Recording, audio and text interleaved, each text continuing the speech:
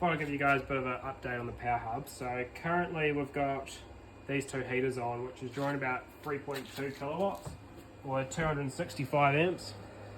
3.3 kilowatts. So that's all running through that 3 kilowatt inverter just in there.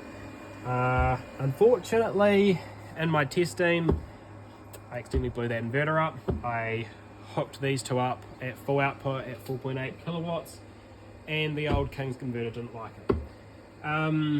Nevertheless, I'm going to get a replacement and do some proper testing next weekend.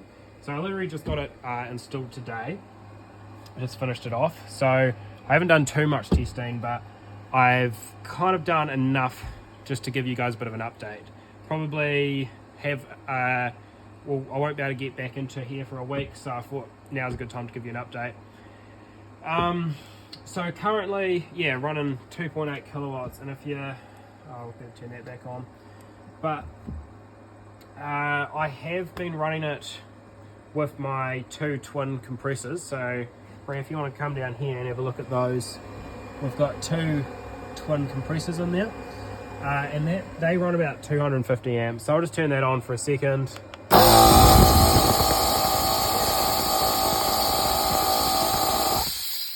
See, around 500 amps. So I ran that around 500 amps for about 20 minutes with these as well, and it could handle it.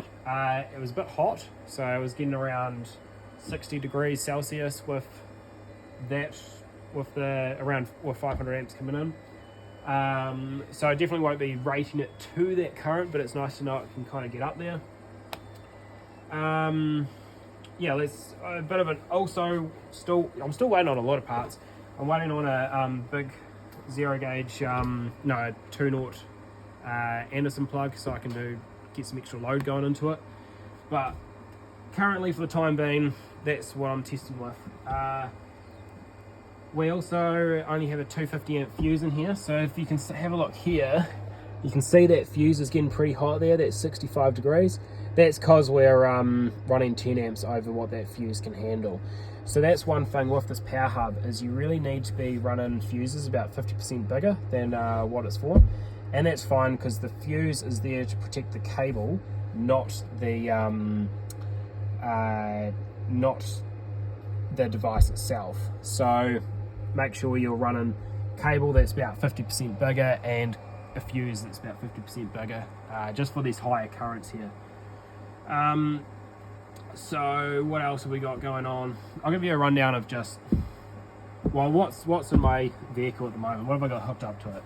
So on the left there, we've got my Rockford Fosgate 750 watt amplifier. It's a 5-channel, so a subwoofer and 4 speakers.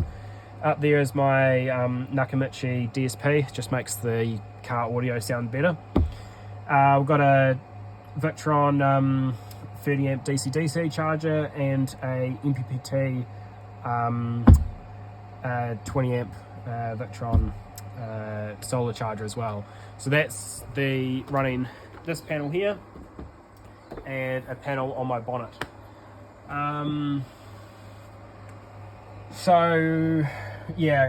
King's inverter there, and another 3000 watt inverter there, and 2 compressors, fridge up there, fridge in the back seat, and some just extra USB power and light bars and etc.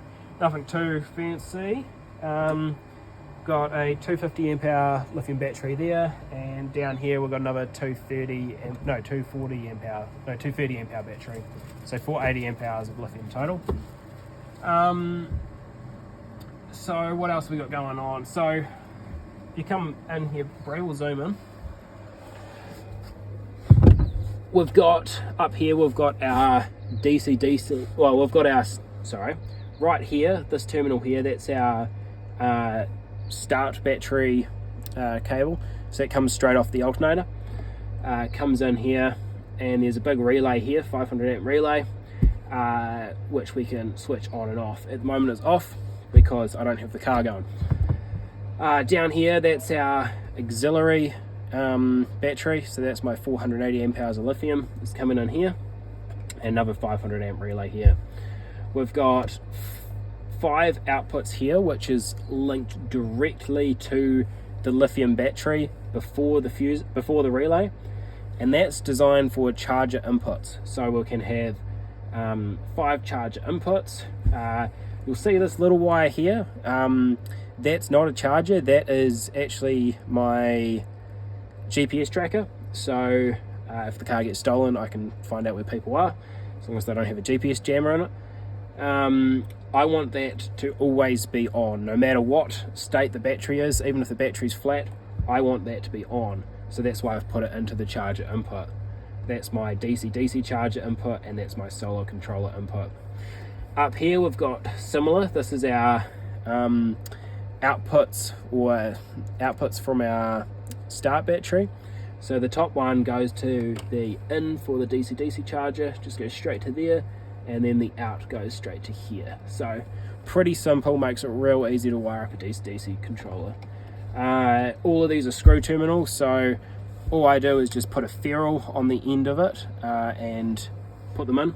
Real easy. You don't need to do a ferrule, but it just makes this installation a lot neater.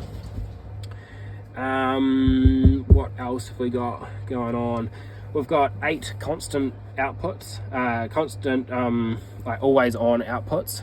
So these are all 30 amp each. I haven't been able to test these to tell you how much amps you can run totally out of this, but it should be at least 120 amps across all 8 outputs, but 30 amps each.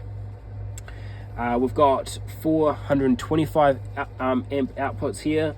Haven't been able to do testing on that yet, but I got that one up to 80 amps, but I need some bigger loads to test that. That's the 3 250 amp outputs. Now you'll be wondering what this big random bus bar up the top is. So initially when I tested it, the terminals that come out of the PCB up here don't seem to be quite up to the task for running 250 amps. So what I've done is I've put a bus bar over the top of the fuses, and that way this terminal and this terminal can help this one here produce more current. What I'm thinking of doing is rating these outputs to 200 amps or 175 amps and offering a free upgrade kit, which just includes this bus bar, obviously be cut to size properly and not sticking out randomly like that. And what that allows you to do is run those higher currents. Now the only problem with that is you've got to make sure you've got the exact same fuses in.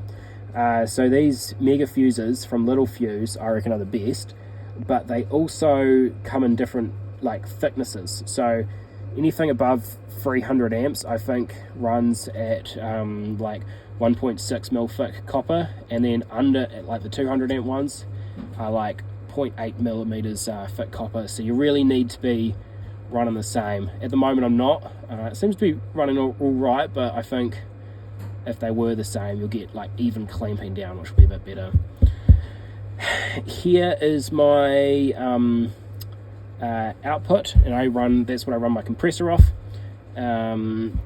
So that's a 500 amp relay in there. Probably going to rate that to around 250 amps, maybe 200 amps. Could do some more testing on it. I'm not going to be able to do that until probably next weekend. What else have we got?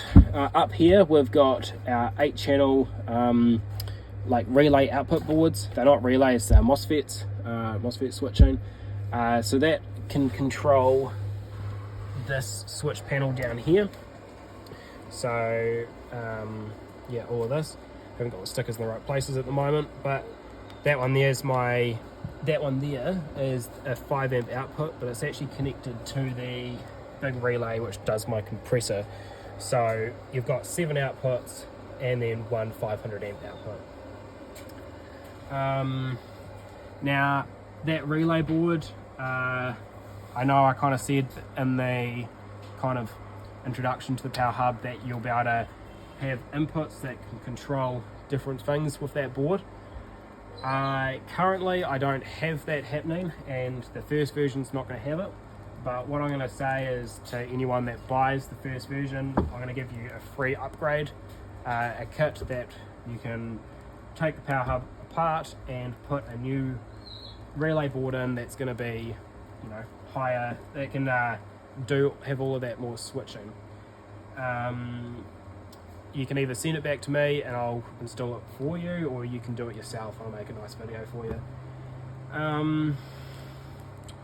Also, for the people that buy kind of the first probably like 20 of these power hubs, I'm going to give you lifetime warranty on it, as well as a free upgrade later down the track. So you know, if you, I call this the power hub 3.0, but for you guys it'll be the power hub 1.0. So let's say like you like the look of the power hub 4.0, you can say, hey Elliot, I want to cash in my free upgrade now, can I have the power hub 4.0?